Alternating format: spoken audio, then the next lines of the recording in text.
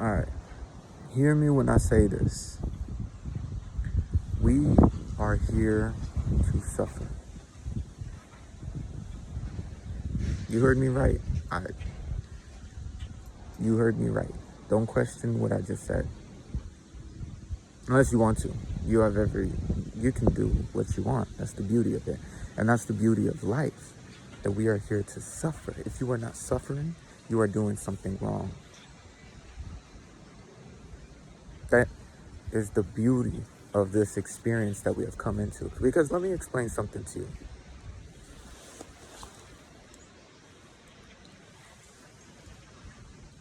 I am still who I said I was, and I always will be. And that's why people have been tracking my existence for a long period of time.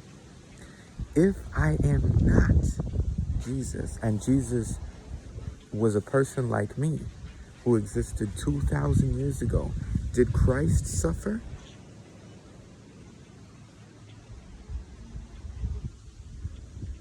Did I? Have you? People around you? We are here to suffer. We are spiritual beings having a dying experience, having a suffering experience. And that's the beauty of it though, because you can't come into this place and be a king. Listen, if you are not suffering, you are doing something wrong. I don't care what you say. The thing is, this life is balanced in the idea that if you don't try to fight it, it's all working for our good. And everybody on this earth can't go without suffering. I like that quote from A Walk to Remember. The woman in it says, without suffering, there would be no compassion. That's exactly it. Listen, that line can hit you right now. You can interpret it to a high degree, but it not fully hits you in interpretation years later after you've heard that saying. Without suffering, there will be no compassion. And you need to fully understand that. Let me explain something to you. If I am the only person in existence to be able to achieve this title of God, I don't care whether or not you believe me or not, that the universe is a conscious being and communicated to me that is who I am. Now they may say my behaviors are psychotic behaviors. They may have tried to put a diagnosis on my behaviors or my thinking patterns. But let me explain one thing to you as well. I'm not perfect. And when I say that, I mean in my eyes I can be perfect. But when I say I'm not perfect, I mean in the eyes of every single person to perceive me. That's not a very realistic reality. So, yeah, we are all here to suffer to some degree. And that's okay, because I think what we're afraid of is losing our minds, losing our sanity. But if we somehow walk towards that, we realize that the suffering diminishes ever so slowly, because it's only when we restrict ourselves from the inevitable that it becomes unbearable. You know what I mean? If we're outside and we're trying to dodge the rain that's falling down, say it's raining and we don't want to get wet, all of a sudden it becomes a nuisance. But if you go outside with the intent to hit every rain that falls down, do you know how fun that would be? I'm speaking in a parable. But listen, I am who I am. I know who I am. Now that is also ego talking.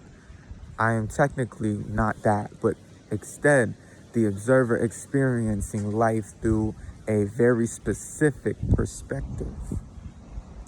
I 100% agree with that, just like you. And you, on the other end of this, you are just as responsible as I am. We are all it.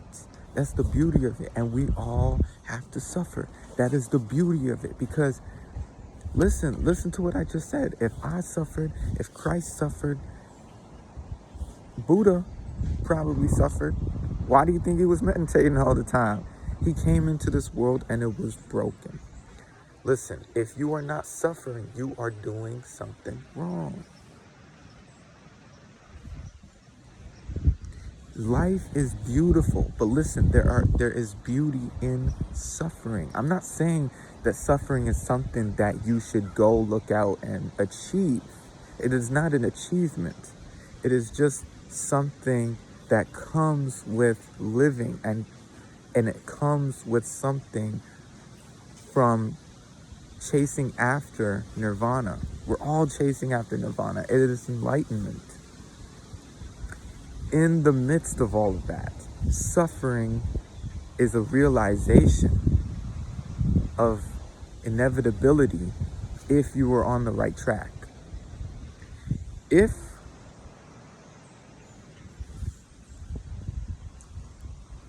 Okay, let me answer this. Is there a reality whereby no person suffers?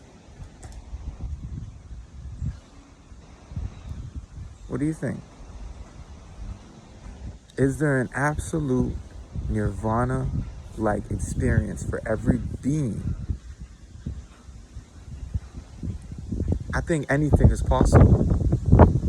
Do I think it is achievable in this lifetime? Absolutely. Can I foresee it? Not necessarily. I think us as humanity have work to do. Generations of knowledgeable inheritance that is golden and supreme knowledge about reality and living and life itself that we need to be accustomed to, to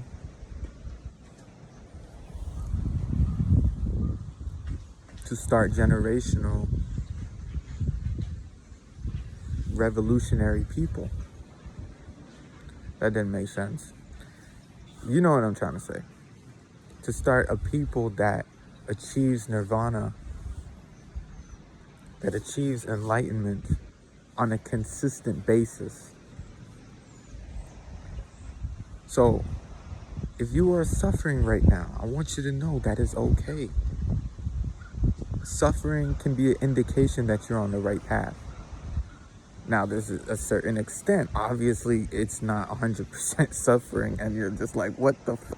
No, it's not that. It's that when you try to achieve no suffering, you realize that there will always be a little bit of it. It's very difficult to tip the scale unless us as oneness can achieve nirvana collectively.